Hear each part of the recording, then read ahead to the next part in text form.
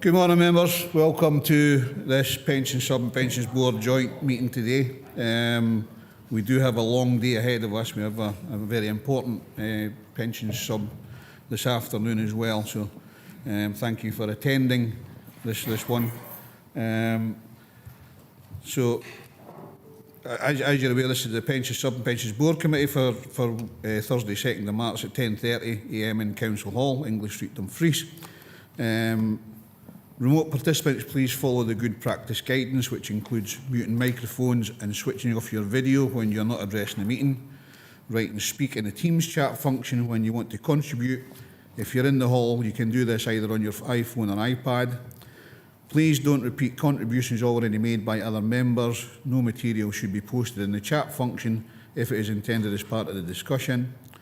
The usual standing orders apply, including that any votes will be undertaken by roll call. If any member has to leave the meeting, please either leave the Teams meeting for that period of time or leave in the Teams chat function and then join when you rejoin the meeting so we can keep track on whether the meeting is quorate. All members should speak clearly and directly into the microphone when making contributions, and when referring to reports, please provide reference to the relevant page and paragraphs to allow everyone to follow. And please focus contributions on areas where clarification is required or to propose an alternative to a recommendation. And on that, we'll go to item 1, which is Sedlin apologies and Chair's approval of members' remote participation for Pension Subcommittee. Claire. Thank you, Chair.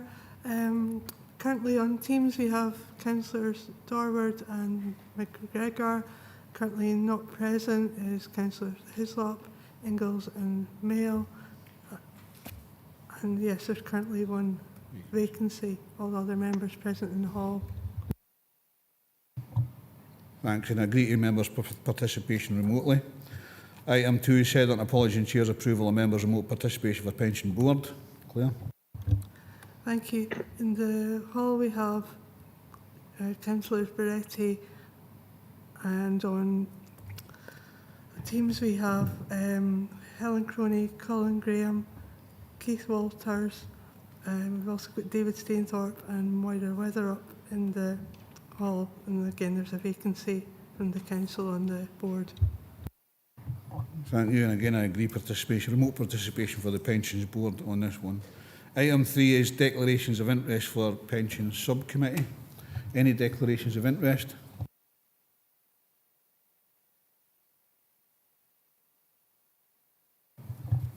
Thanks very much. No declarations.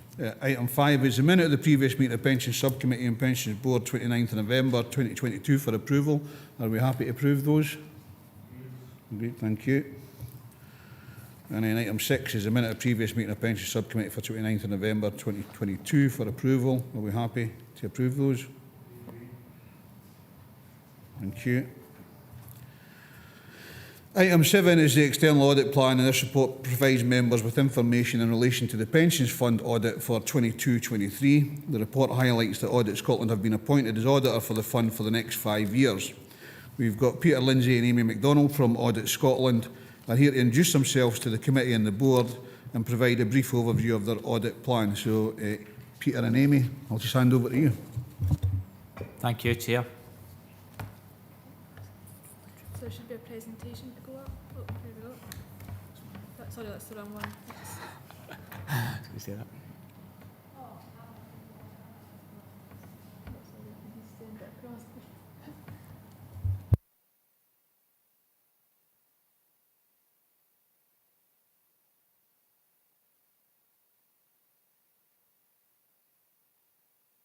We'll just get the right presentation uploaded.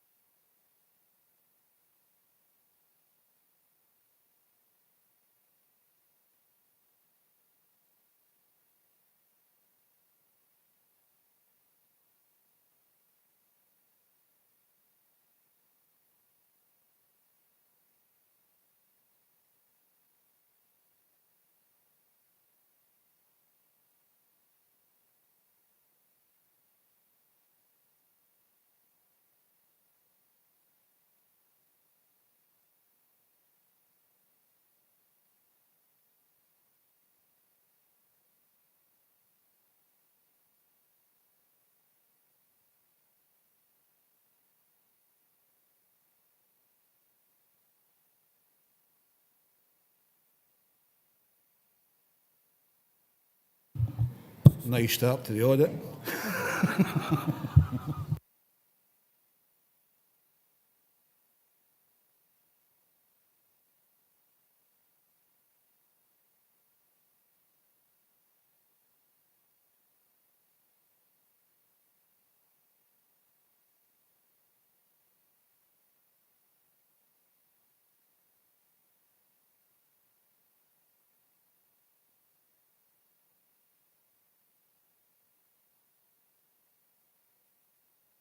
Okay, Peter, I'll let you start now. Right, thank you. Yes, although agenda item 7 refers to our 2022-23 annual audit plan, we've yet to complete the audit plan and what required to before we issue the plan. But we'll issue the plan later on in March, and then that can be circulated to members by email for noting.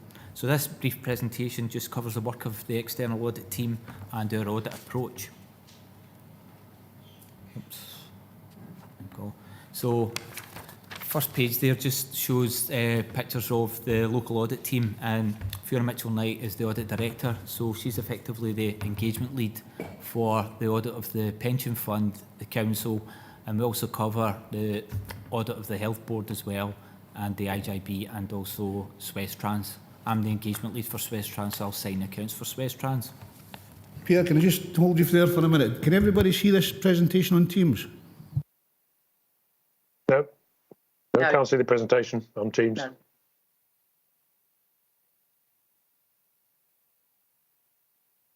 Is that it now? That's better. That's better. Thank you. Thank you.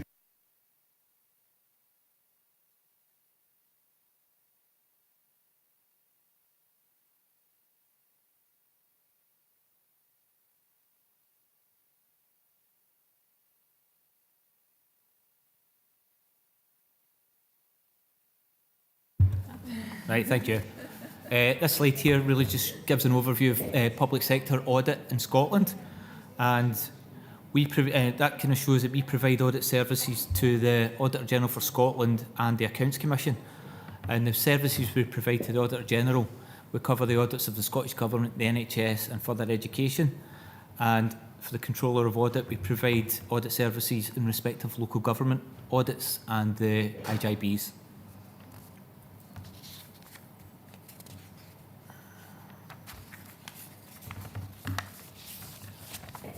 In terms of an overview of public audit in Scotland, we audit around 225 organisations, as you can see there, covering the range of sectors. And these audits are either carried out by Audit Scotland's own in-house teams or by private audit firms, such as your previous auditors, Grant Thornton.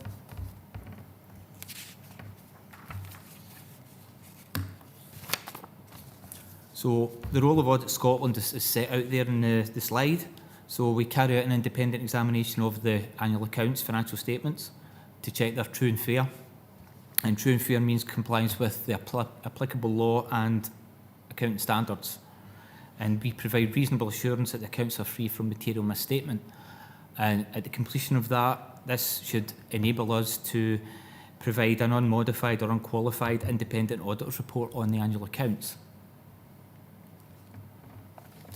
And we do so, carry out the audit with reference to the Code of Audit Practice, which sets out the framework for public audit in Scotland.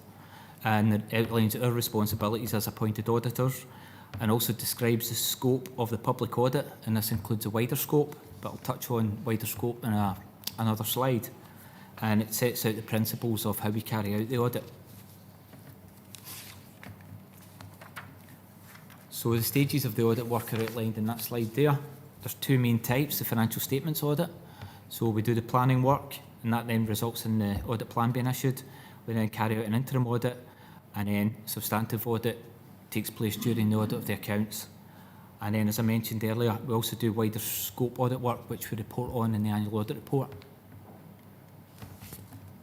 In terms of wider scope areas that are set out in the Code of Audit Practice, there's 4 areas: financial management, financial sustainability, vision, leadership and governance, use of resources to improve outcomes, and you'll see reporting on those areas in your previous annual audit reports for the Council also.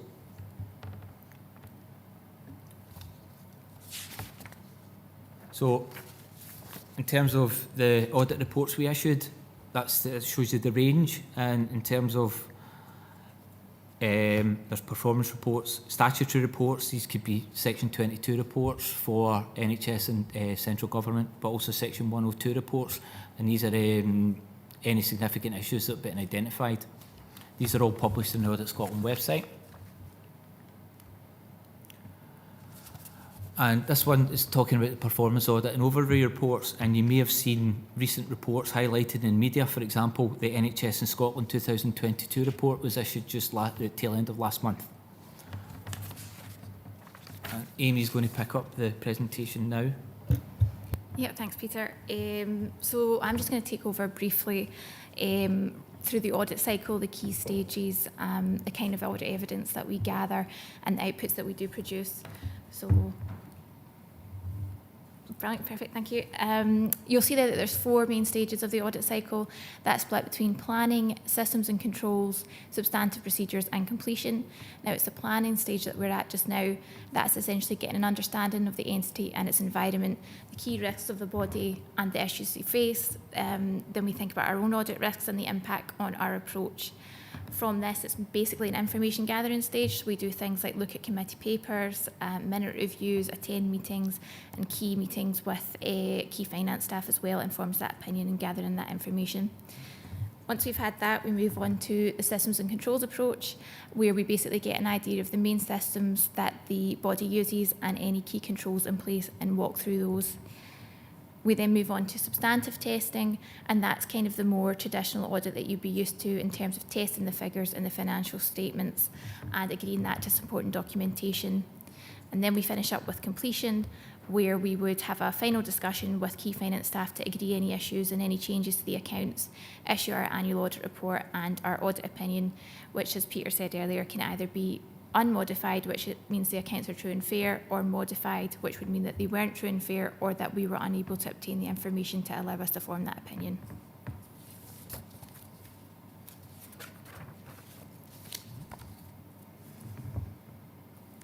This slide basically just covers what I've just touched on, but gives an idea of the timelines for that. We've just started planning, just about now is when we're doing that. We would normally start that earlier, but with the delays and sign-off across councils, that has had an impact on our starting of planning. So the intention is to start that systems and controls work late March and mid-April to get that covered. And then we'll just follow the traditional cycle with the intention of getting the accounts and the annual audit report signed off before the September 23 deadline.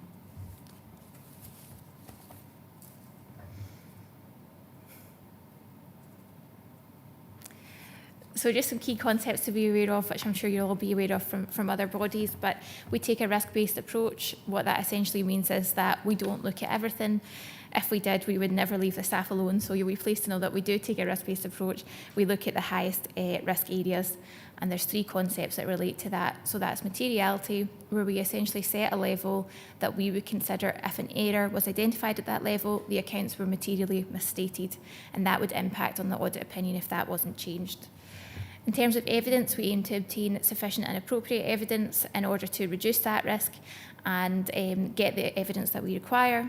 And then in terms of judgment, there will be areas that we have to make a judgment on in terms of the audit, whether that be on errors or the impact on our approach if we need additional procedures. At each stage of the audit cycle, we tend to produce some form of output, so it'll be no surprise that after the annual audit plan, we do the planning, or the opposite way around, after the planning, we do the annual audit plan. And that will just say the work that we intend to do across the year, any risk areas that we've identified, and the assurances that we require and how we will obtain them. And it will set out the materiality level for the audit, as well as sort of details of outputs to expect across the year. At interim, we can produce an interim report. We tend to only produce that if we do a controls approach, but for the pension fund, we'll be doing a fully substantive approach. So our work will be limited to getting an understanding of the systems and walking through the controls. So it's unlikely that a controls report will be issued. If there was any issues identified, we would just issue an interim letter. We touched on financial statements audit. That's basically testing the figures, making sure that they're free from material misstatement. And we'll basically check the disclosures and statements to the ledger and supporting documentation. And from this is when we produce the annual audit report. That's kind of the main output that we produce, and it'll be the final output that we produce. It will summarise the findings from the audit work, both in terms of the financial statements audit and the wider scope judgments, and that'll be presented to the pension subcommittee and go to the board when the accounts are signed. This just details that we gather evidence in all sorts of ways, so it'll be things like interviews, issuing questionnaires, and also things like your traditional financial and data analysis. This is the more legal type of slide, but essentially just says that under this Act, we're able to ask for all evidence that we reasonably require and any assistance, information or explanation which we reasonably require to inform our audit. In terms of supporting documentation, the key thing that we look for is the appropriateness of that documentation, and that's talking about the quality of the evidence, the sufficiency, as well as its relevance and reliability. And the main primary source of evidence that we look for is third-party, external. That's the most primary source of evidence in terms of audit assurance. If we can't get primary external evidence, then we will have to probably do further audit procedures in order to get the assurances we require. And finally, just in terms of why we ask what we do, especially when maybe the staff are getting a little bit fatigued with audit queries, it's because of the ISAs. We need to follow these as part of the Code of Audit Practice, and our audit programmes are set up to follow those. And that is the end of the presentation that we want to cover, so if there's any questions, we'll be happy to take them. Okay, thanks Peter and Amy for your presentation on what your plan is for the next year or so, next 5 years, I believe. Simple question for me is, you know, I left school with 2 A-level shoplifting and truancy, and I'd like to see some, you know, layman's terms in reports coming back, because obviously there are some, you know, language within pensions that sometimes hard to understand. So if the potential for those reports coming back with layman's terms in it, that would be ideal. And, you know, we all want to speak a or at least see a language that we all understand. We'll try our best. Members, any questions? John and then Tony. Yeah, thanks. It might actually be a question for Paul. However, you did say in your presentation there that there'll be an interim report. I take it that'll just come to this committee. However, when do we get sight of the first draft report? Because if it's to be signed off by September, we usually have recess, and that kind of interferes with the members' scrutiny of an actual draft report. So if you can help me out with that, please. Well, I think obviously we're looking at sign-off of the accounts by the end of September. So when does summer recess finish? I mean, you're looking at we would issue a draft annual audit report early September if we're looking at sign off the end of September. Paul, you want to come in? Yep, but what we can do is recognising that there's unlikely to be a formal committee meeting between the end of the recess and that September session, we can make sure members are informed via email and opportunities to discuss more informally away from the committees prior to the finalisation of the report to come to the September meeting, if that's okay. Okay, happy with that, John? Yeah. Tony, and then Malcolm. Sorry, Chair, I was stretching my hand, but I think David was wanting to ask a question, but I've heard John. David, you want to come? Okay, Malcolm. Thank you very much, Chair. It was just, you know, I'm sure a lot of us on audit and risk can remember we felt like we had a gun held to our head last year when the audit report came back late, and it was a question really regarding how confident are you to meet the September date, and the previous auditors had resource issues. Are you confident you've got the resource that you require to bring that forward? And I was curious to see what kind of handover you had from the previous auditor as well, just because I'm sure that would have been helpful. Yeah, I mean, we're confident we'll meet the sign-off for the end of September. We've got a set team in place. We tend to, Audit Scotland, operate set teams where we can.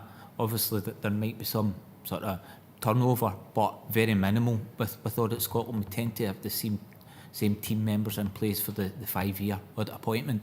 So we're confident we'll sign off at the end of September, and it's the same for the council. I mean, it's the same team covering all of the Dumfries audits, so we've got that knowledge across the audits.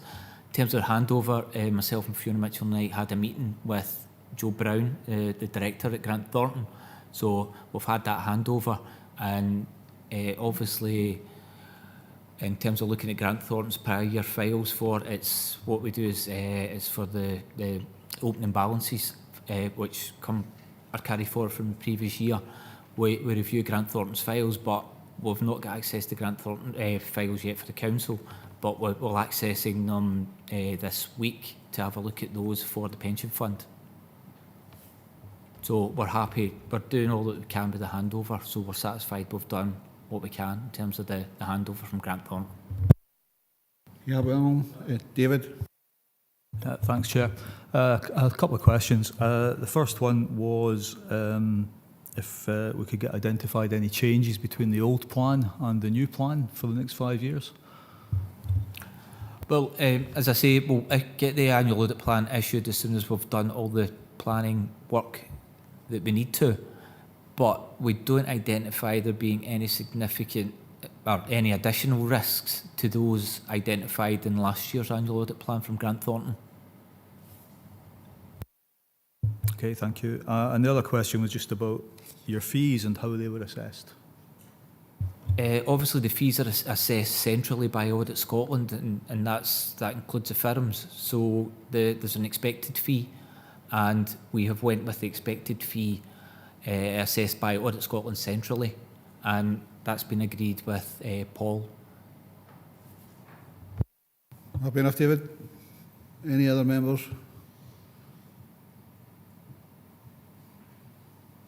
Okay. Well, thanks, Peter and Amy, for your presentation. Members, we've been asked in the recommendations to note the presentation by Audit Scotland on the external audit plan for 22-23. Happy to note? Thank you. We'll then move on to item number 8, Pensions Fund Update and Emerging Issues. This standing agenda provides an update to members on the current and emerging issues relevant to the pension fund. This report highlights the next steps in implementing the new investment strategy, including the manager selection exercise being undertaken this afternoon. The report also includes a brief update on the finalisation of the DGHP transfer and the upcoming actuarial valuation. Karen Donaldson is available should members have any questions. Unless, Karen, you've got anything to add to the report? Thanks, Chair. I just wanted to add, just for further information, at paragraph 312, that we've now appointed Hymans Robertson as the actuary. We couldn't include that in the papers because it was still under standstill at that point, but just to confirm that Hymans Robertson were appointed and their contract started yesterday, the 1st of March, for the next 7 years. Okay, thank you. Members' questions?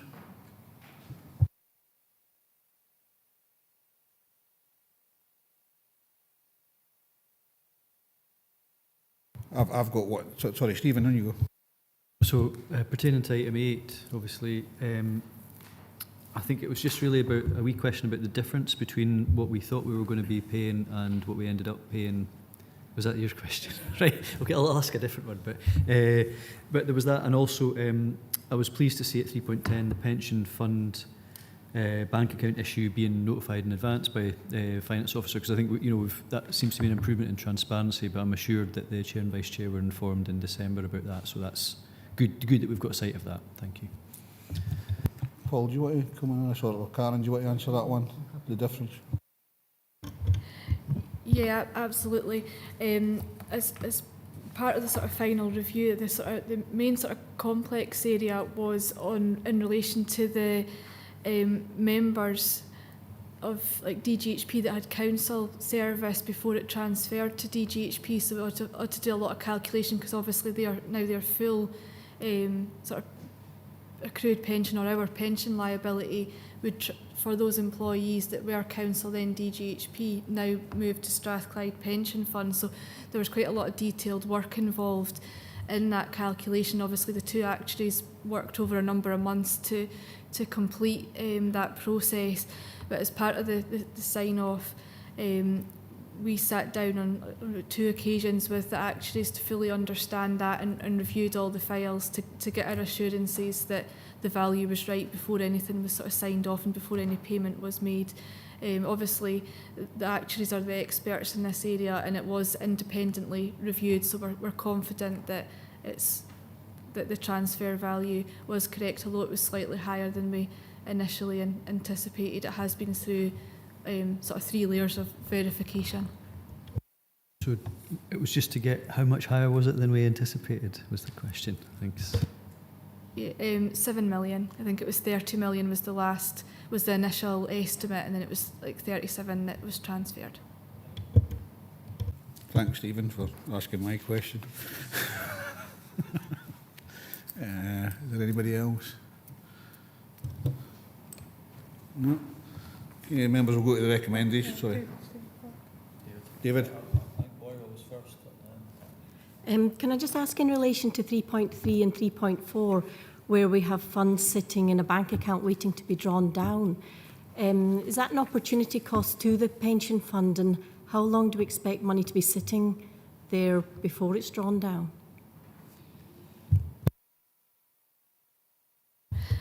I mean, we could say there's, like, obviously as a general rule, we try and have as much of the pension fund funds invested with fund managers as we can, but it's important to highlight that although it's sitting in a bank account, it is attracting interest, and we're currently getting 2.9% interest on that balance that's sitting in the bank account just now at the £7.5 million. So it is attracting a return. Obviously, we'll probably, based on the Strategic Alternative Income Fund taking like 2 years to fully draw down, our intention is that we would keep about 10%, being the £7.5 million, in the account at all times, because there's, as members that went through the last investment of the Alternative Income Fund will understand that we've only got sort of 5 days notice to actually pay any capital calls that come through, so we do need to have that cash readily available. We can't get it out of our other investments that quick, so we've not really got any other option but to hold it in the bank. So our intention is that we would keep the sort of 10% of the £75 million contribution. That would be probably seen as the maximum they would ask us for at any one time. So that's the sort of reason for that. So we will be sitting with slightly higher cash balances in the bank than we normally would for the next 2 years, but it's not of any significant detriment to the fund because it is attracting interest. Okay, happy with that? Well, I suppose I'm just wondering if it doesn't get drawn down quick, if BlackRock don't draw that down quickly, how long the pension fund would have that sitting? Paul, do you want to come in on? It could be up to the 2-year period, but until we actually fully fund that investment, we'll be looking to retain that 10% of the total investment in the fund, in the account. I think probably the other thing to add to, as Karen says, it is attracting interest at the moment, so it is receiving a return, but it's well below 1% of the overall fund value that we're actually holding in cash through this particular requirement. So it's not something that would have a significant detrimental impact on the overall fund performance, as Karen says. It's a small element. It's required specifically for this operational purpose. It may be required for up to the length of the period over which we fund this investment, but that is something that's been fully taken into account in the decision that was taken to invest in this particular asset, and it doesn't have a material impact on the overall performance of the fund. Okay, Ian, you want to come in here? Yeah, just to provide some wider context on this as well, I work with a wide range of LGPS funds, and typically they have within their strategic asset allocation a constant allocation to cash of typically 1 to 3% of the total fund assets for this exact purpose. So the fund doesn't have that at the minute, and currently that 7.5 million is well below 1 to 3% of the fund value. So it's absolutely the right thing to do, and compared to a typical LGPS fund, you're well below what they typically hold in cash as well. Okay. Stephen. David, did you want to come in with a question? All right. We'll give you a bit of time to think that question. That's usually I need a bit of time to think about the question, but Stephen? So on the back of the Moira's point there, but it was just, so presumably 75 million that's been in the bank, drawn interest, so that's probably about 1.1 million in 6 months, there or thereabouts, in interest. So it'd be handy to sort of get a sense of that detail to this committee if that's part of the argument for the de-risking of that money sitting there. So it'd be helpful just to get that detail anyway. Maybe the strategic allocation to cash. I don't know if that's something we've actually included in our table of strategic allocations, but maybe we should actually factor that in future if 1 to 3% is the norm, if you like, and we're sort of below that. But maybe we should consider that if that's something going forward when we're looking at that. And then that way, it's not just something that happens to be there. Is it to do with the liquidity, presumably, of the BlackRock vehicle, and that 7.5 million being the likeliness of the amount that we're going to be able to invest in any one time? Is that what that's about? Karen, you want to come in at? Yeah, absolutely. And just to clarify, it's £7.5 million that we're holding in the bank. We've not got the full £75 million in the bank. just to clarify that. And yeah, absolutely, it is just about liquidity and having the funding available to meet their sort of their capital call requests, given the 5-day turnaround. I suppose there's another thing. BlackRock have said that they plan to start drawing down in the next hopefully in the next quarter, and I think it was based on their advice they didn't think there would be any more than 10% at any one time. So as soon as we get that first capital call from BlackRock, what we'll do is we'll then replace that cash ready for the next call. So that's how we'll sort of operate it on a rolling basis. Malcolm? Just on the back of the answer there, I mean, how quickly can you replace the cash, if there is a call made? I mean, so as you'll be aware, we're funding it from the Legal and General UK Equity Fund. So that fund deals weekly. So it just depends. Like if we got a call in like the day after a dealing date, we'd need to wait until the following Wednesday, and then it takes another 3 days. But sort of generally, we can get funds usually within sort of 7 to 10 days in total usually. So it's not an extended period of time, it's just the 5 days would be extremely difficult just because of there's only one dealing date each week. You happy with that, Malcolm? No, you see me making funny faces. Just like, what would be the effect if it... I just thought that was your normal face. Thanks. If we couldn't actually make it, that it was just a wee concern, that's all. Okay, thank you. Okay, no other members? Well, thanks very much for that. Karen, we'll go to the sorry, David, sorry, you've got your question at last. I decided not to ask that question I was thinking about. But I've got a different one. And it's not really a question, it's more just a point. Regarding the DGHP transfer, at section 310 in the last sentence, effectively, it mentions that the chair and vice chair of the pension subcommittee had been notified of the breach. Now, this is obviously business which is of quite a bit of importance to the board as well, and I'd like the board chair to be included in any such notifications in future. I mean, obviously, it was told to us it was a 24-hour period or something that needed to be in longer than what is normally required. But Paul, that would be the decision of the pension subcommittee for the board members to be informed, or the board chair to be informed. I don't have an issue with that. Absolutely not. Apologies, David. No, I've certainly ensured that any future breaches of this nature or anything along those lines is informed to the chair of the board as well. It is something that is very unusual. It's not something I would expect to be highlighting on anything like a regular basis, but anything of this nature, again, I'll include the board chair in that. Apologies. Okay, thanks. Okay, members, we'll go to recommendations. We're asked to note at 2.1 the update in relation to the implementation of the agreed investment strategy as detailed at 3.1 to 3.6. Happy to note. 2.2, note the current emerging issues that will impact on the pension fund as detailed in paragraphs 3.7 to 3.12. Happy to note.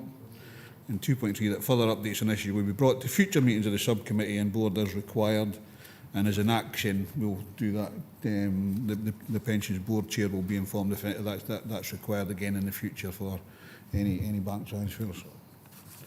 Okay.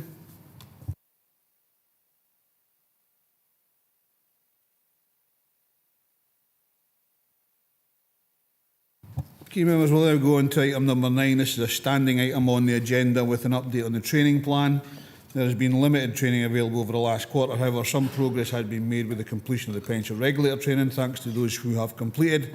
And for those who are still to complete, can you please do so as a priority? The report also highlights that the 2023-24 training plan will be presented to the next meeting of the committee and board. If members have any suggestions for topics they would like included, please let Karen and Ross know. And at that stage, I'll open the floor to any questions on the training plan.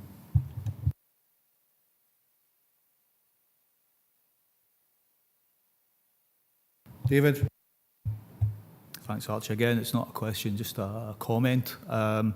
At the board meeting, the last board meeting and the board meeting this morning, we confirmed that we were looking to have a training session for board members specifically to meet collectively and have a discussion on training.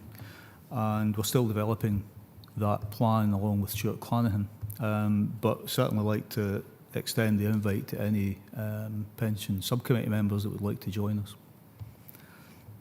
Thanks, David. And you know, if that would be well taken up, I think, by subcommittee members to improve any learning and training that we can help to make those recommendations improve the outputs of anything for the pension schemes. Any other members? Well. Okay, well. I just wanted to ask about the pension regulator training. The 7 modules that we have down as being mandatory, you know, are really, really useful. And when you register on the pensions regulator website, it comes up with 11 other essential training modules. And I just wonder if they should be included in our training plan, because there are things like what is a pension scheme, which seems a fundamental module for all of us to work through, and that's just a suggestion I would put forward. My understanding is that obviously the 7 modules are good practice for board of the members. There's nothing legal about it, but it's good guidance for members to do the 7 members. Fraser, do you want to come in on that one? Thanks, Chair. I don't know if you want me to come in or not, but that was decided that was standard practice within the 11 funds that they would do the 7 modules that was identified as part of the core training, which was why that was added into the training plan. I think it would be useful just to have a discussion on that outside of the subcommittee and pension board. But maybe one of the ideas is, you know, having that joint pension boards that David mentioned earlier on, to have a bit of discussion about those other modules and things like that. Tony.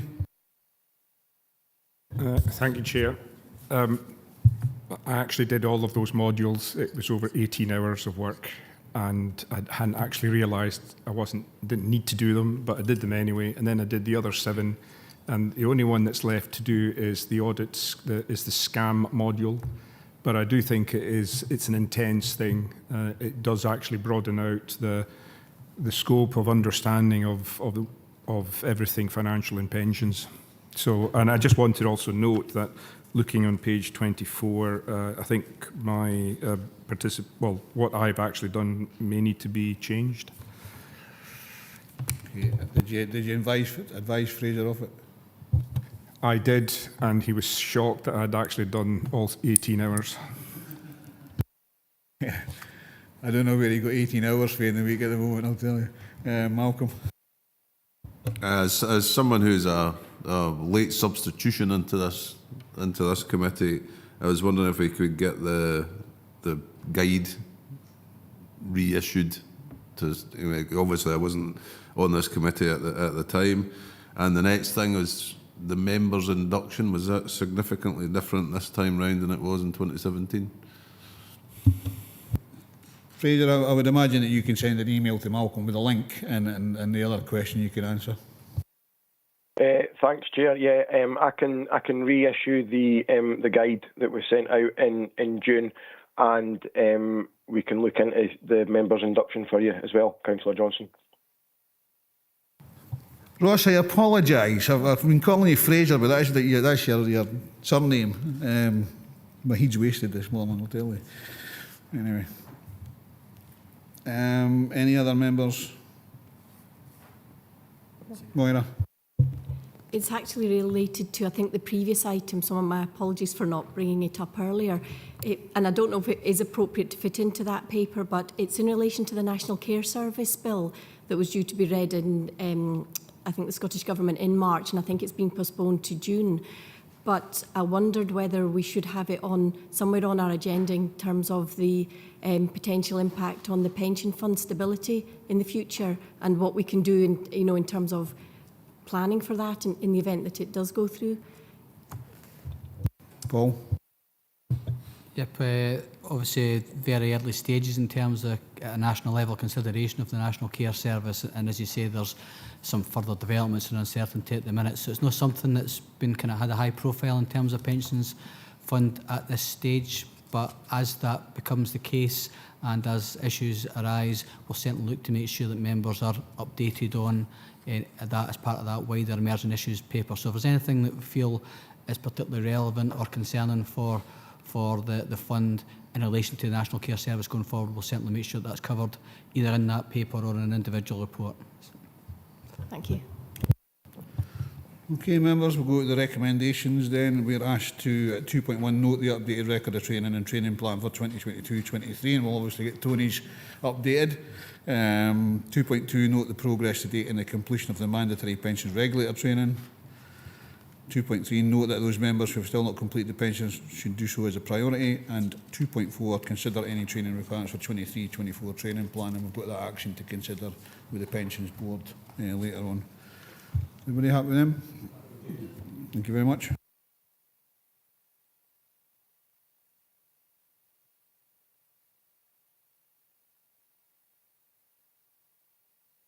Any other business? I've not been advised of any other business. And item 11 is the Local Government Scotland Act 1973, and we've considered adoption of resolution to exclude the public from the meeting in terms of section 50A4 and paragraph 6 of part 1 of the Schedule 7A of the Local Government Scotland Act 1973. We're happy to do so. Thank you very much, and I believe there is another Teams that we can join for this particular one.